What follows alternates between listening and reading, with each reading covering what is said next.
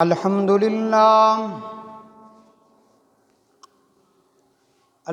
لله حمدا كثيرا كما أمر، ونشهد أن لا إله إلا الله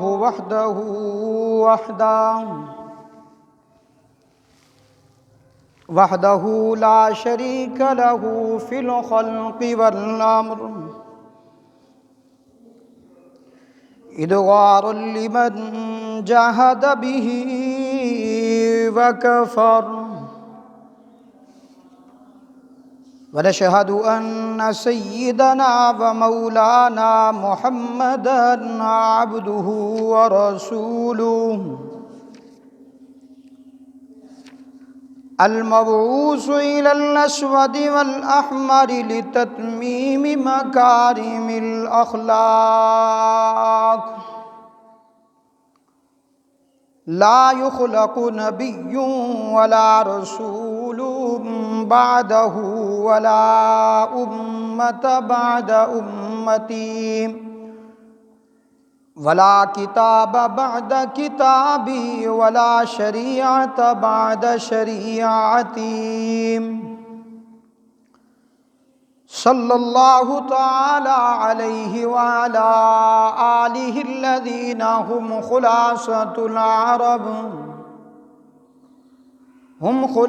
العرب الأرباع وخير الخلائق بعد الأنبياء، وهم كالنجوم في السماء للاهتداء والاقتداء، وهم مفاتيح الرحمة ومصابيح الغرر. أعوذ بالله من الشيطان الرجيم. بسم الله الرحمن الرحيم. إن عدة الشهور عند الله 12 شهرا في كتاب الله يوم خلق السماوات والأرض منها 4 حرم، ذلك الدين القيم، فلا تظلموا فيهن أنفسكم وقاتلوا المشركين كافة كما يقاتلونكم كافة واعلموا أن الله مع المتقين. وقال تعالى: سبحان الذي يسرى بعبده ليلا من المسجد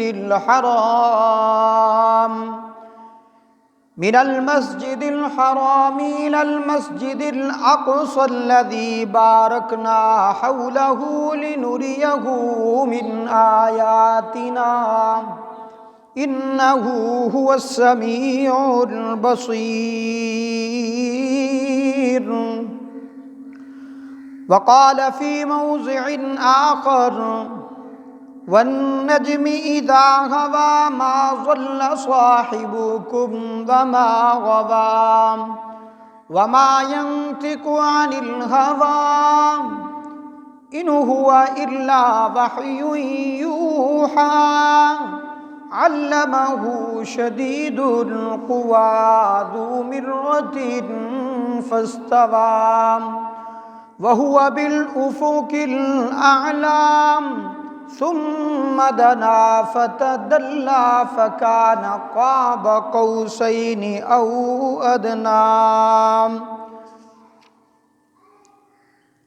رب اشرح لي صدري ويسر لي أمري واحلل عقدة من لساني يفقهوا قولي. رب زدني علما رب زدني علما رب زدنی علما.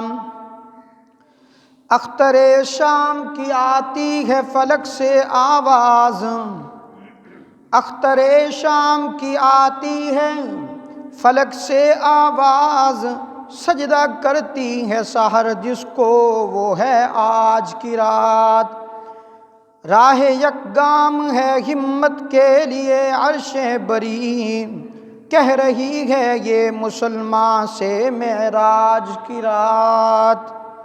درود پاک پڑھ لیجیے۔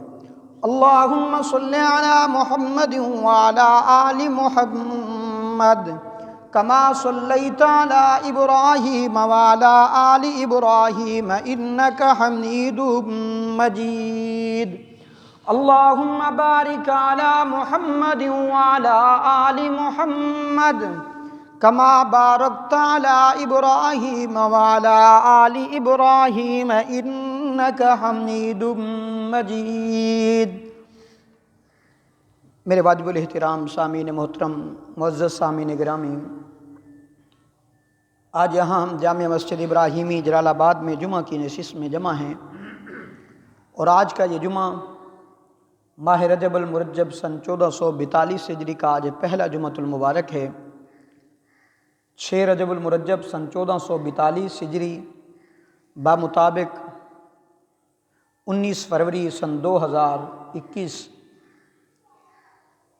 آج کے میرے جمعے کا عنوان اور موضوع رجب المرجب کے حوالے سے ہے۔ سب سے پہلے میں نے قرآن مجید والفرقان الحمید سے جو آیات کریمہ آپ کے سامنے پڑھی ہے، ترتیب کے ساتھ اسی پر گفتگو کروں گا۔ دعا ہے اللہ رب العزت سے کہ رب العالمین مجھ ناچیز کو حق سچ کہنے کی اور پھر ہم سب کو اس پہ عمل کرنے کی توفیق عطا فرمائے۔ سب سے بڑی بات یہ ہے کہ آپ کی خوش نصیبی ہے کہ آپ مسجد میں تشریف لائے ہیں۔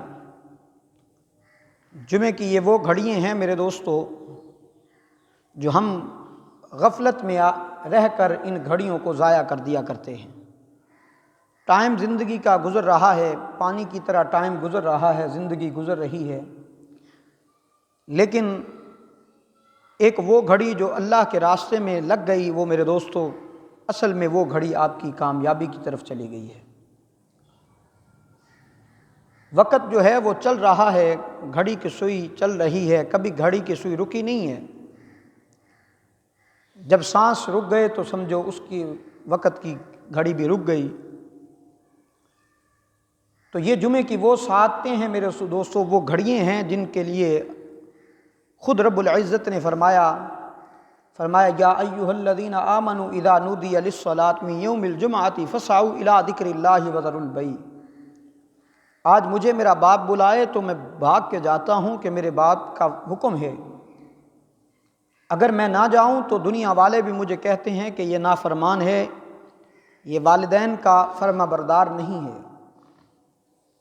اسی طرح استاد شاگرد کو بلائے تو شاگرد لبیک کہتے ہوئے چلا جائے تو لوگ کہتے ہیں یہ شاگرد لائق ہے، یہ فرما بردار ہے۔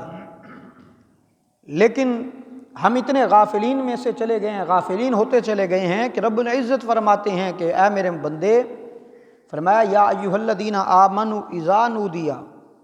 میں اکثر کہا کرتا ہوں کہ قرآن کا ضابطہ ہے، جہاں پر پوری انسانیت کو پکارنا ہوتا ہے تو وہاں قرآن کہتا ہے یا ایھا الانسان۔ اس انسان کے اندر تمام کے تمام انسان آ جاتے ہیں، چاہے وہ ہندو ہے، چاہے وہ سکھ ہے، چاہے وہ قادیانی ہے، چاہے شیعہ ہے، چاہے مرزا، کوئی بھی ہے، اس انسان میں تو سارے آ جاتے ہیں۔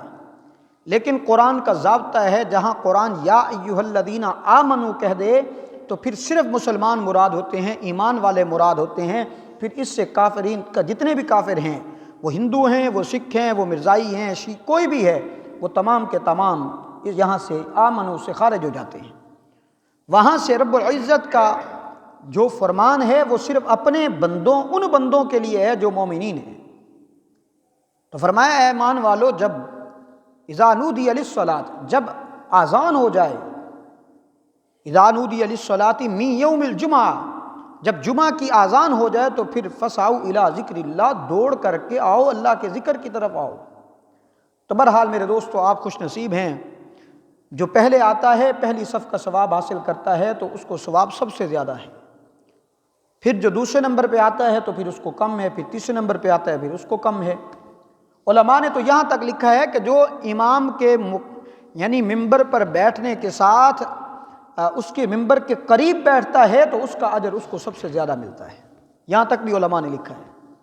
تو بہرحال ہمیں اس پر اللہ کا شکر ادا کرنا چاہیے کہ رب العزت نے اپنے دروازے پر ہمیں بلایا ہے۔ میں نے جو قرآن مجید والفرقان الحمید سے پہلی آیات مبارکہ پڑھی ہے وہ انہی مہینوں کے متعلق ہے میرے دوستو۔ کون سے مہینے؟ یہ جو مہینہ چل رہا ہے رجب المرجب کے حوالے سے۔ رجب المرجب کا مہینہ اسلامی ہجری سال کے تاریخ میں سب سے پہلے محرم الحرام ہے، پھر صفر المظفر، پھر ربیع الاول، پھر ربیع الثانی، پھر جمادی الاولیٰ، پھر جمادی الثانی، پھر رجب المرجب ہے۔ رجب المرجب ایک ایسا مہینہ ہے جس کی میں کیا عظمت بیان کروں، رب العزت نے خود اس کی عظمتوں کو بلند فرمایا ہے۔ اور اللہ کے رسول صلی اللہ علیہ وسلم رجب کے مہینے سے ہی رمضان کی تیاری شروع کر دیا کرتے تھے، رمضان کی تیاری رجب سے شروع فرماتے تھے اور دعا کیا کرتے تھے کہ رب العزت کہ ہاں اے اللہ ہمارے لیے رجب میں اتنی برکت ڈال اور شعبان میں اتنی برکت ڈال کہ ہم رمضان تک پہنچ سکیں۔ چنانچہ رب العزت فرماتے ہیں قرآن مجید سورۃ توبہ کی آیت مبارکہ ہے، فرمایا ان عدت الشہور عند اللہ 12 شہرا فی کتاب اللہ، ان عدت الشہور عند اللہ 12 شہرا فی کتاب اللہ یوم خلق السماوات والارض یوم خلق السماوات والارض منها 4 حرم ذلك الدین القیم فلا تظلموا فیہن انفسکم۔ فرمایا کہ حقیقت یہ ہے کہ اللہ کے نزدیک مہینوں کی تعداد 12 ہے۔ ان عدت الشہور عند اللہ 12 شہرا، فرمایا رب العزت کے ہاں مہینوں کی تعداد جو ہے وہ 12 ہے، جو اللہ کی کتاب فی کتاب اللہ یوم خلق السماوات والارض، فرمایا جو اللہ کی کتاب یعنی لوح محفوظ کے مطابق اس دن سے نافذ چلی آ رہی ہے، کس دن سے؟ فرمایا جس دن سے اللہ نے آسمانوں اور زمین کو پیدا کیا تھا۔ اور ان 12 مہینوں میں فرمایا ارض منہا 4 حرم، فرمایا کہ ان میں سے 4 مہینے محترم مہینے ہیں، 4 محترم ہیں۔ وہ 4 کون سے ہیں؟ مفسرین نے لکھا ہے وہ 4 یہ ہیں، رجب المرجب بھی اس میں شامل ہے، ذوالقعدہ بھی شامل ہے، ذوالحجہ بھی شامل ہے، اور اسی طرح محرم بھی شامل ہے۔ یہ 4 مہینے قرآن کہتا ہے محترم ہیں۔ چنانچہ یہ عرب کا دستور تھا کہ عرب والے پورا سال قتل و قتال کیا کرتے تھے، قافلوں کو لوٹ لیا کرتے تھے، لیکن جب یہ مہینے آیا کرتے تھے تو عرب والے ان مہینوں میں گویا کہ امن سے بیٹھ جایا کرتے تھے، اور قافلے والے بھی امن و سکون سے اپنا گزر اوقات کیا کرتے تھے۔ لیکن بدقسمتی کا عالم یہ ہے کہ آج ہم جو ہیں مسلمان، اپنے آپ کو مسلمان کہنے والے، ہم اس سے غافل ہیں کہ ہم ان کے احترام سے دور ہیں۔ آج دیکھ لیجئے کہ آج رجب المرجب کا پہلا جمعہ ہے، آپ کسی سے اسلامی بدقسمتی کا عالم یہ ہے کہ آپ اسلامی مہینوں کا نام پوچھ لیں تو ان کو نہیں آتا ہوگا۔ وہ کافر جو مسلمان نہیں تھے، جن کا اسلام سے کوئی تعلق نہیں تھا، میرے دوستو، وہ جب یہ مہینے آتے تھے تو بیت اللہ کی صفائی ستھرائی احترام بہت اچھے طریقے سے کیا کرتے تھے۔ تو بہرحال یہ مہینے میرے دوستو رب العزت کی جانب سے ہیں۔ گھڑیاں جو بھی ہیں، وہ رمضان المبارک کا مہینہ ہو، وہ شعبان المعظم کا مہینہ ہو، وہ صفر المظفر کا مہینہ ہو، وہ تمام کے تمام مہینے اللہ رب العزت نے پیدا کیے ہیں، دن اللہ نے بنائے ہیں۔ یہ آج ہم نے بنا لیے ہیں کہ سفر المظفر نحوست کا مہینہ ہے جی، اس میں شادی نہ کی جائے۔ یہ ہمارے ایک رسم و رواج ذہن بنا رکھے ہیں، جبکہ ان کا اسلام سے کوئی تعلق نہیں ہے۔ اسلام اگر کہتا ہے کہ کوئی مر جائے تو اس کا دکھ اور افسوس ضروری ہے، لیکن 3 دن تک اس کا سوگ ہے، دکھ ہے، افسوس ہے۔ 3 دن کے بعد جب چاہیں، جس وقت چاہیں آپ شادی بھی کر سکتے ہیں، آپ خوشیاں بھی کر سکتے ہیں۔ اس کا اسلام میں کوئی ممانعت نہیں ہے۔ معاشرہ ہمارا اتنا ظلم کی طرف چلا گیا ہے، اگر کسی کی جوان بیٹی بیٹھی ہے، اس نے دن طے کر رکھے ہیں، تو خدا نہ کرے اس کے گھر میں کوئی افسوس، کوئی دکھ آ جائے، تو اس آدمی نے اگر فیصلہ کرنا ہو تو وہ 1 سال کی اب اور بٹھاتا ہے۔ ظلم کی انتہا دیکھو، کیوں بھائی؟ وہ کہتا ہے جی لوگ مجھے تانا دیں گے، تیرا باپ مر گیا اور تو اپنی بہن کی شادی کر رہا ہے، تجھے کچھ سوچنا چاہیے۔ جبکہ اسلام اس چیز کے میرے دوستو سختی سے ممانعت کرتا ہے۔ 3 دن تک سو گیا، اس کے بعد جب چاہو، جس وقت چاہو تم اپنی خوشیاں کر سکتے ہو، لیکن بشرطے کہ ہوں اسلام کے مطابق۔ آج ہمارا اسلام سے کوئی تعلق ہی نہیں، ہم دور دور تک اسلام سے دور چلے گئے ہیں۔ شادیاں ہیں، میرے محبوب صلی اللہ علیہ وسلم نے خود بھی شادیاں کی ہیں اپنی، پھر اپنی بیٹیوں کی بھی شادیاں کی ہیں، اور شادیاں کر کے بھی دکھائی ہیں کہ شادی یوں ہوا کرتی ہے۔ گویا کہ میں اگر کہہ دوں تو یہ بات غلط نہیں ہوگی میرے دوستو۔ اللہ کے رسول صلی اللہ علیہ وسلم نے ہمیں بیت الخلاء سے لے کر جنت تک جانے کا سارا رستہ ہمیں دے دیا ہے۔ خوشیاں بھی اس میں شامل ہیں، غمیاں بھی اس میں شامل ہیں۔ اگر کوئی غم آ جائے تو تو نے کیا کرنا ہے مسلمان؟ میرے محبوب نے بتا دیا ہے کہ غم آ جائے تو صبر کرنا ہے، اگر خوشی آ جائے تو فرمایا خوشی میں حد سے تجاوز نہ کرنا، کہیں ایسا نہ ہو کہ یہ تیری خوشی رب العزت تیرے بربادی کے اندر تبدیل نہ کر دے۔ تو بہرحال دوسری آیات مبارکہ میں نے پڑھی ہے، عنوان میرا وہی ہے کہ رجب المرجب میں میرے دوستو معراج ہوا میرے محبوب صلی اللہ علیہ وسلم کو۔ معراج کیا ہے؟ معراج تمام انبیاء کو ہوا، آدم سے لے کر میرے محبوب تک تمام کو معراج ہوا۔ تمام کے تمام انبیاء کا معراج امتحان تھا، میرے محبوب کا معراج امتحان نہیں، انعام تھا۔ پھر تمام کے تمام انبیاء کا معراج فرش پر ہوا ہے، میرے محبوب کا معراج عرشوں پر ہوا ہے۔ پھر اگر آپ دیکھیں تو میرے دوستو میرے محبوب کا جب معراج ہوا تو میرے محبوب نے پہلے آزمائشوں سے، تکلیفوں سے اپنی زندگی جھیلی ہے، اس کے بعد رب العزت نے انعامات سے نواز دیا ہے۔ چنانچہ جب میرے محبوب صلی اللہ علیہ وسلم نے کلمہ حق کی دعوت دی، تبلیغ کی، ظلم و ستم بڑھتے چلے گئے کفار کی جانب سے۔ آخر وہ دن بھی آ گئے کہ جب محبوب کو 3 سال تک شیب ابی طالب کی گھاٹی میں قید کر دیا گیا۔ یہ 10 ہجری کی بات ہے، 10 نبوی کی، جب نبوت کا 10واں سال تھا۔ ادھر سے شیب ابی طالب گھاٹی سے محبوب صلی اللہ علیہ وسلم کو آزادی ملتی ہے، 7 صحابہ کرام کو بھی آزادی ملتی ہے۔ اسی سال ہی میرے محبوب کے سب سے جو اس وقت ہمدرد تھے، میرے محبوب کے چچا ابو طالب جناب حضرت علی کرم اللہ وجہہ کے والد، وہ دنیا سے پردہ فرما گئے، فوت ہو گئے۔ جب ابو طالب کی وفات کا وقت قریب آیا تو بتانے والے نے آ کر اللہ کے رسول کو بتایا، محبوبم آپ کے چچا ابو طالب جو ہیں وہ اس وقت موت کی کشمکش میں ہیں۔ میرے محبوب تشریف لائے، دروازے کے اندر جب بھی جیسے ہی میرے محبوب داخل ہوئے تو میرے محبوب نے بلا ساختہ جملہ کہہ دیا، چچا کلمہ پڑھ لو، لا الہ الا اللہ محمد الرسول اللہ۔ اس نے سر ہلا دیا۔ میرے محبوب قریب ہوئے، پھر دوبارہ دعوت دی، اس نے پھر سر ہلا دیا۔ تیسری بار میرے محبوب نے فرمایا، چچا اگر ان ظالموں کی وجہ سے، مکہ کے کافروں کی وجہ سے اگر آپ کلمہ نہیں پڑھنا چاہتے بلند آواز سے، کہ یہ کل کو کہہ دیں گے کہ ابو طالب نے آخری وقت میں اپنے باپ دادا کا دین چھوڑ دیا تھا، تو آپ ایسا کریں کہ میرے کان میں کلمہ پڑھ دیں، میں کل قیامت کے دن آپ کی گواہی دے کر آپ کو جنت میں لے جاؤں گا۔ لیکن جب یہ میرے محبوب نے فرمایا تو ابو طالب نے انکار کر دیا۔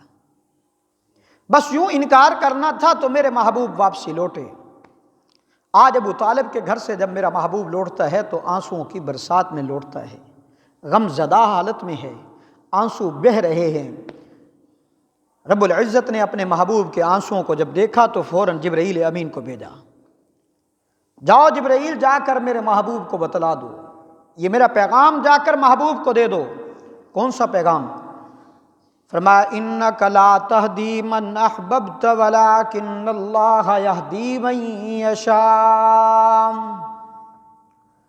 انک لا تہدی من احببت ولکن اللہ یہدی من یشاء۔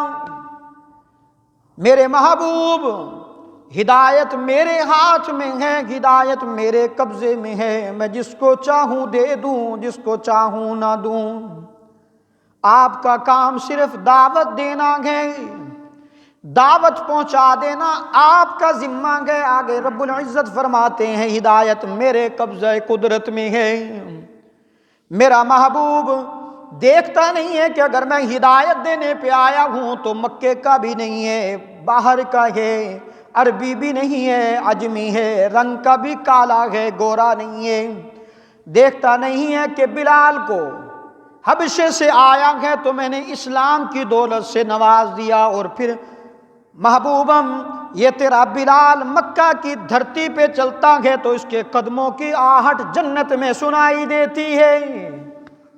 میرا محبوب جب میں ہدایت دینے پہ آؤں تو میں سلمان فارسی کو فارس سے اٹھا کر تیرے قدموں میں پہنچا دوں۔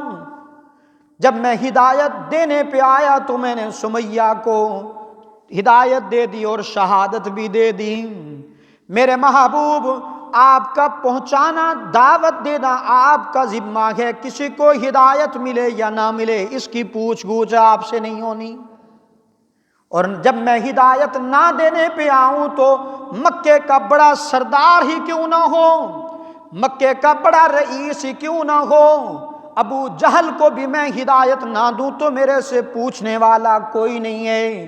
میرے محبوب آج اس تیرے چچا ابو طالب کو ہدایت میں نے نہیں دی تو میرے سے پوچھنے والا بھی کوئی نہیں ہے۔ یہاں تک کہ میرے محبوب اکثر ابو طالب کے لیے دعا کیا کرتے تھے۔ رب العزت نے پھر جبرائیل کو بھیجا جب میرے محبوب غم زدہ تھے نا۔ غم زدگی میرے دوستو کیسے نہ ہوتی، جب دنیا میں آئے تو ماں کا سایہ سر سے اٹھ چکا تھا، باپ کا۔ جب 6 سال کی عمر ہوئی تو ماں کا سایہ سر سے اٹھ گیا، جب 8 سال کی عمر ہوئی تو دادے کا سایہ سر سے اٹھ گیا، اور پھر اسی ابو طالب کو جناب عبد المطلب نے کہا ابو طالب یہ میرا بیٹا، میرا پوتا محمد صلی اللہ علیہ وسلم، اس کا خیال رکھنا۔ آج وہ چچا آخری نشانی جو تھی وہ بھی دنیا سے چلی گئی تو میرے محبوب غم زدہ کیسے نہ ہوتے۔ تو پھر ان کے جانے کے بعد اللہ کے رسول دعا کیا کرتے تھے کہ رب العزت ان پہ رحم فرما دے، کرم فرما دے۔ چنانچہ رب العزت نے جبرائیل امین کو بھیجا، فرمایا محبوبم کسی مشرک کے لیے تمہیں دعا کرنے کی بھی اجازت نہیں ہے۔ کس کو کہا؟ اللہ کے رسول کو کہا۔ بے شک وہ چچا ہے لیکن چچا ہونا اپنی جگہ پہ، اسلام پہ نہیں مرا، اس کی بخشش کی بھی دعا کرنے کی آپ کو ہرگز اجازت نہیں ہے۔ اتنا بڑا سخت جملہ رب العزت نے فرمایا۔ تو بہرحال میرا عنوان یہ نہیں ہے، اتنا عرض کر رہا ہوں کہ ابو طالب دنیا سے گئے تو میرے محبوب غم زدہ ہو گئے۔ اسی سال ہی میرے محبوب نے طائف کا سفر بھی کیا۔ طائف کے سفر سے قبل میرے محبوب کی وہ رفیقہ حیات جس نے سب سے پہلے میرے محبوب کو تسلی دی۔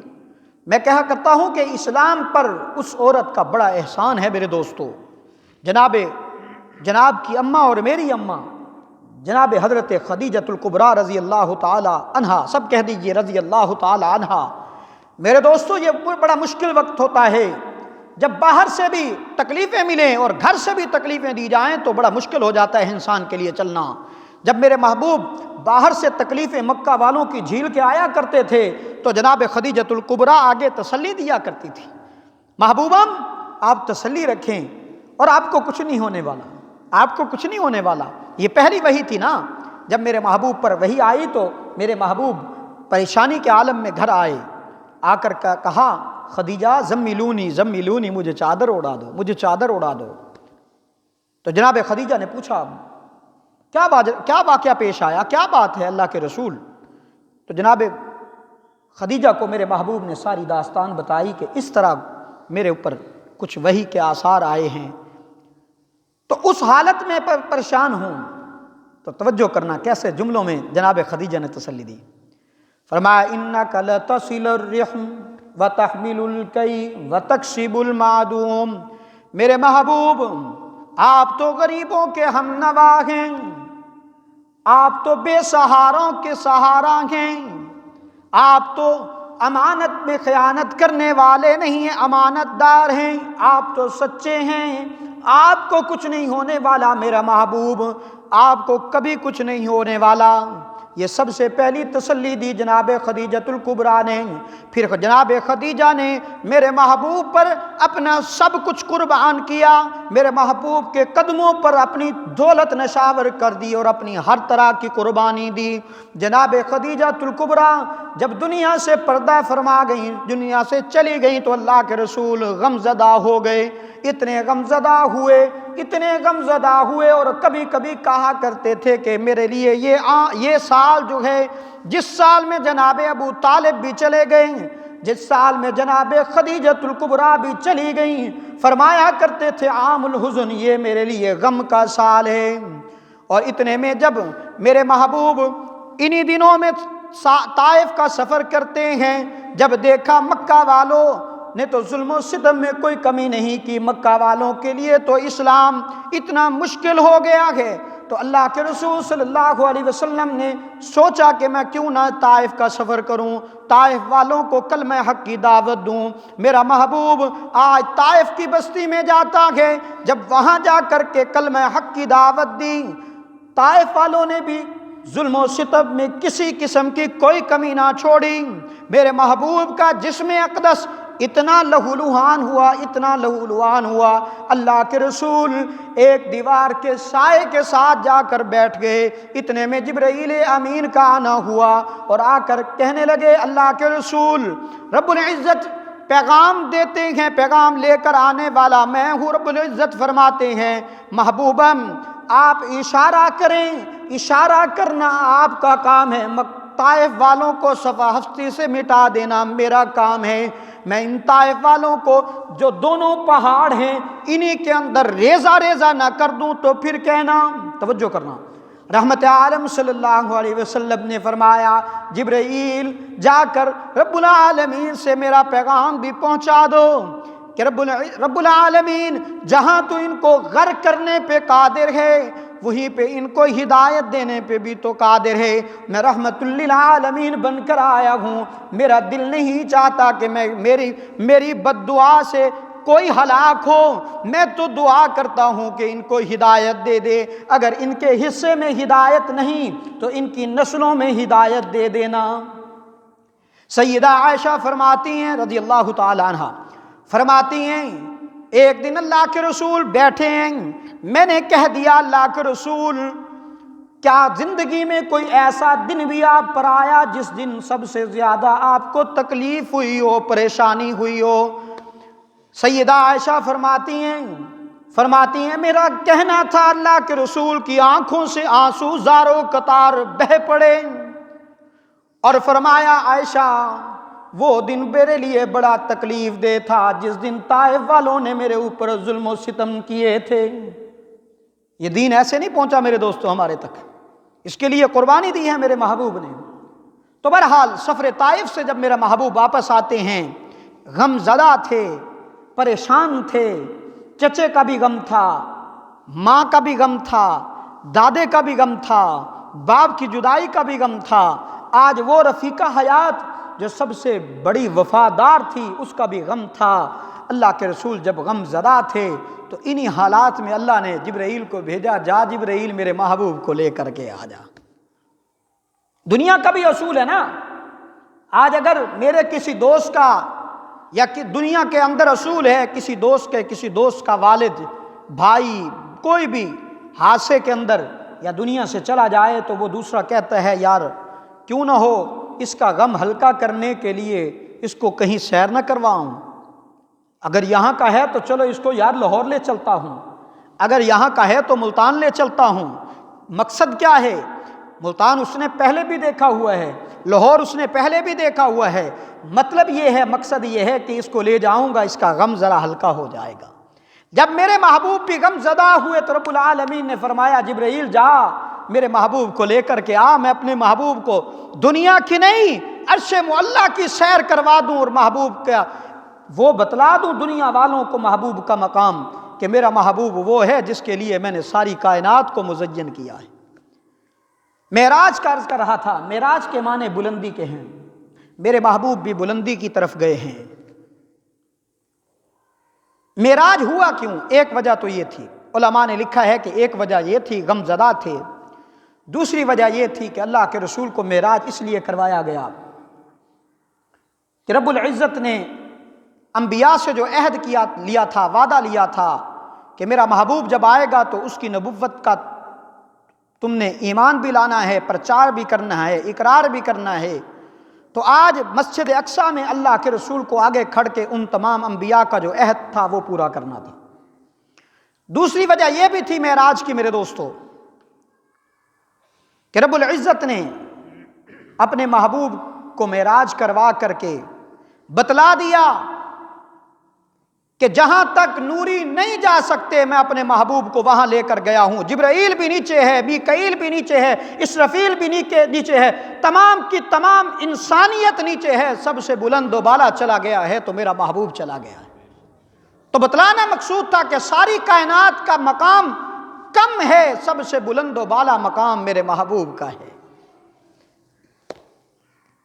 تو میرے محبوب صلی اللہ علیہ وسلم، میں ابھی اس داستان میں نہیں جانا چاہتا کہ معراج شروع کہاں سے ہوا، کیسے ہوا، زندگی رہی تو آئندہ جمعہ اس کی تفصیل آپ کے سامنے رکھوں گا۔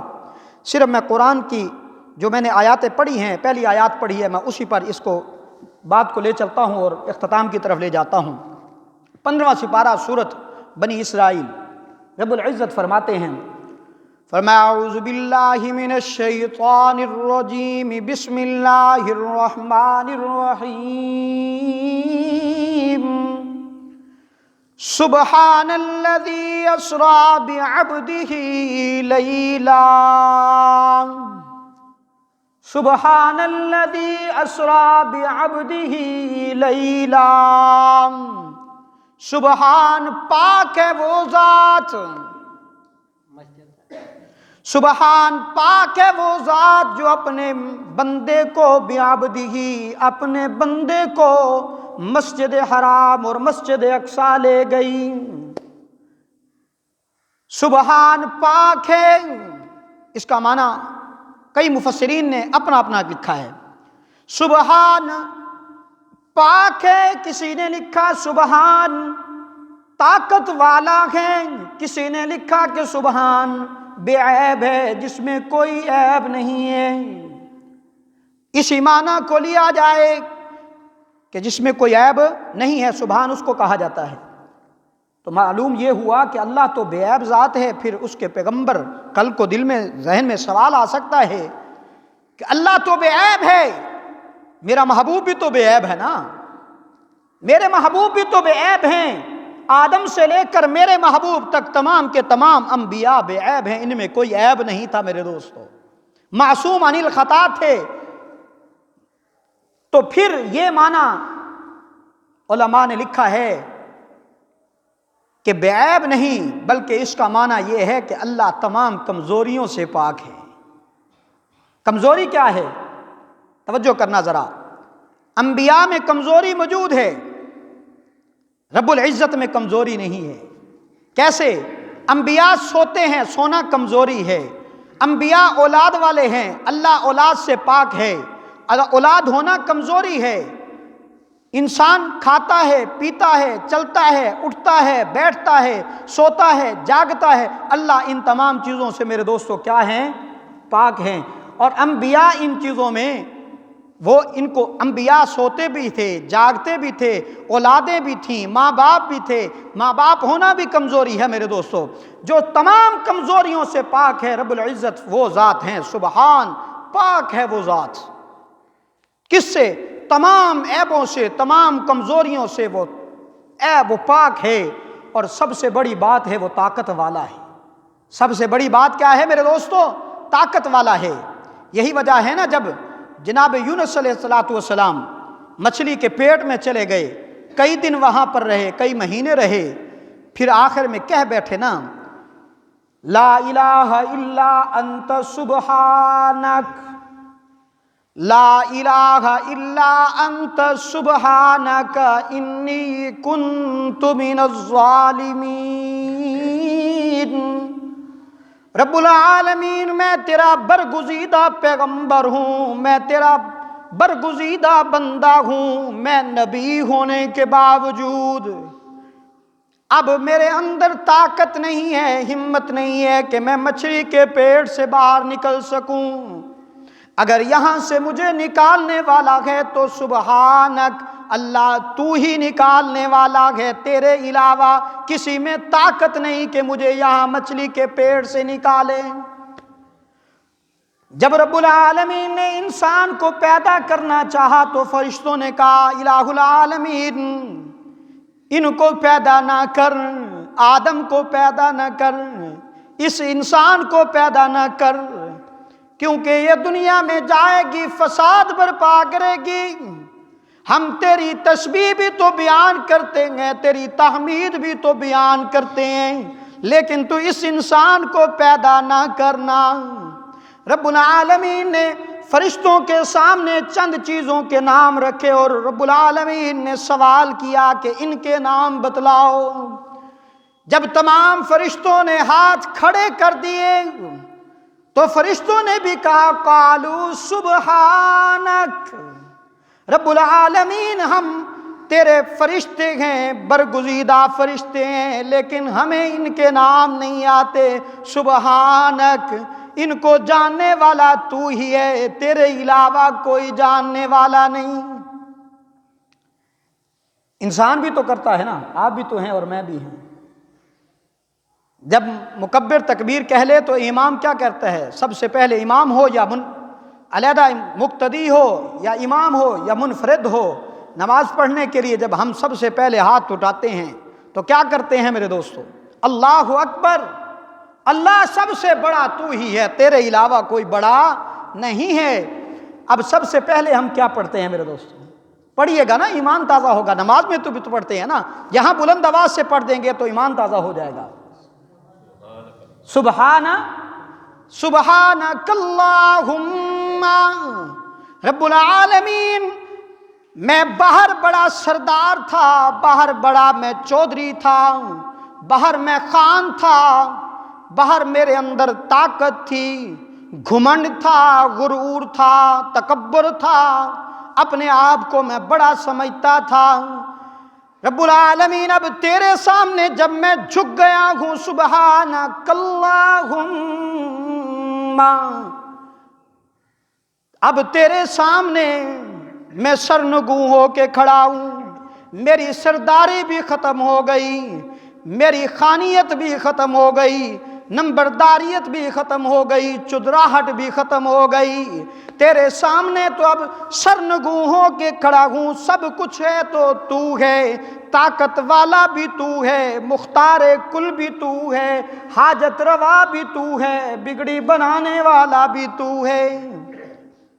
سبحانک کے معنی میں عرض کر چکا ہوں، سبحان الذی، اب توجہ کرنا، سبحان الذی اسری بعبدہ لیلا، سبحان پاک ہے وہ ذات جو اپنے بندے کو راتوں رات مسجد حرام سے مسجد اقصی لے کر گئی۔ اور بڑی اہم بات آپ کو سنانا چاہتا ہوں، توجہ کیجیے گا۔ جو کام اللہ کے رسول نے کیا ہے تو رب العالمین نے ہر کام کی نسبت اپنی طرف کر لی ہے۔ جب کفار مکہ میرے محبوب کے دروازے پر آئے، ہجرت کی رات میرے محبوب کے نعوذ باللہ من ذالک دشمن بن کر آئے، جان کے دشمن بن کر آئے، تو میرے محبوب نے رب العالمین کی بارگاہ میں التجا کی، الہ العالمین یہ تو کفار کے ہاتھ میں ننگی تلواریں ہیں، یہ تو مجھے قتل کرنا چاہتے ہیں۔ رب العالمین نے فرمایا میرے محبوبم ہاتھوں میں کنکر لے کر ان کی طرف پھینکو، ان کی بینائی چھیننے والا بھی میں ہوں، دینے والا بھی میں ہوں۔ میرے محبوب نے جب یہ کنکر پھینکے تو قرآن نے کیا کہا؟ قرآن کہتا ہے وَمَا رَمَيْتَ إِذْ رَمَيْتَ وَلَٰكِنَّ اللَّهَ رَمَىٰ، محبوبم یہ کام ہم نے کیا، یعنی ہر کام کی نسبت اللہ نے اپنی طرف لے لی ہے۔ کیا میرے محبوب نے ہے، لیکن اللہ نے اپنی طرف نسبت لیتے ہوئے فرمایا کہ یہ کام میں نے کیا ہے۔ لیکن اس سبحان کے جب باری آئی، معراج کی باری آئی، تو اللہ نے کیا فرمایا؟ فرمایا سبحان الذی اسری بعبدہ، پاک ہے وہ ذات، پاک ہے وہ ذات جو اپنے بندے کو لے کر کے گئی۔ اللہ ہر کام کی نسبت تو نے اپنی طرف کی ہے، آج معراج کی اس رات میں قرآن کے ان جملوں میں یہ کیوں نہیں کہا کہ محبوبم یہ کام تو نے نہیں ہم نے کیا؟ نہیں، فرمایا کہ محبوبم یہ اس لیے ہم نے ایسا اس کا ترجمہ پیش کیا، کل کو کوئی آنے والا کہہ سکتا تھا کہ میرے محبوب کی معراج نہیں ہے، محبوب ایک کیسے راتوں رات جا سکتے ہیں؟ اس کے یعنی انکار کے لیے اللہ نے شروع سے ہی وہ معنی کر دیا ہے کہ محبوبم انکار کی گنجائش ہی نہ رہے، کیونکہ محبوب خود نہیں گئے ہیں، لے کر جانے والا لے کر گیا ہے، تو وہ چاہے تو وہ سب کچھ کروا سکتا ہے، اس سے کوئی پوچھنے والا نہیں ہے۔ میرے دوستو، سبحان الذی اسرا، اسرا کا معنی ایک تو سیر بھی ہوتا ہے، اسرا کا معنی ایک رات کا بھی ہوتا ہے۔ علماء نے لکھا ہے اسرا کا معنی رات بھی ہے، کہ محبوب کو راتوں رات لے جایا گیا۔ آگے سنیے گا، بعبدہ کس کو لے کے جایا گیا؟ آخری جملے ہیں میرے، توجہ کرنا، بعبدہ کس کو لے کر جایا گیا؟ بعبدہ اپنے بندے کو۔ رب العالمین نے اپنے محبوب کو جب جبرائیل امین کے ذریعے بلایا، لے کر گئے۔ ٹائم کیا؟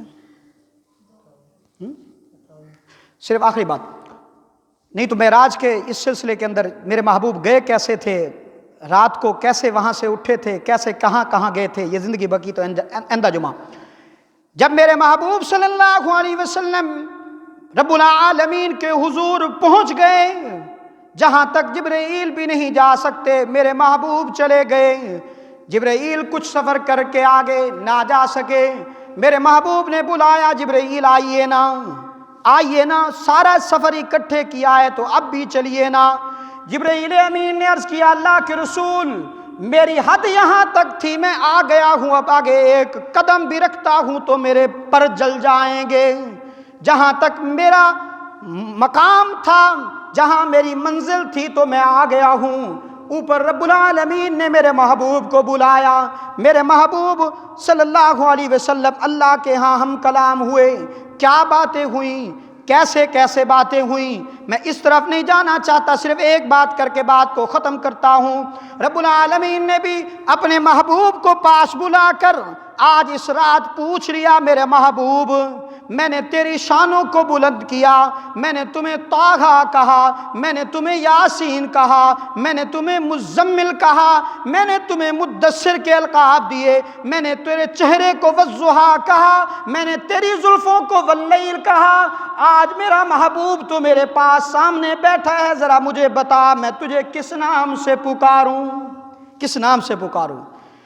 تو رب العالمین کے حضور میرے محبوب نے عرض کیا اللہ سب مجھے محمد کہتے ہیں، محمد کا معنی ہے جو ساری دنیا جس محمد کی تعریف کرے اسے محمد کہتے ہیں۔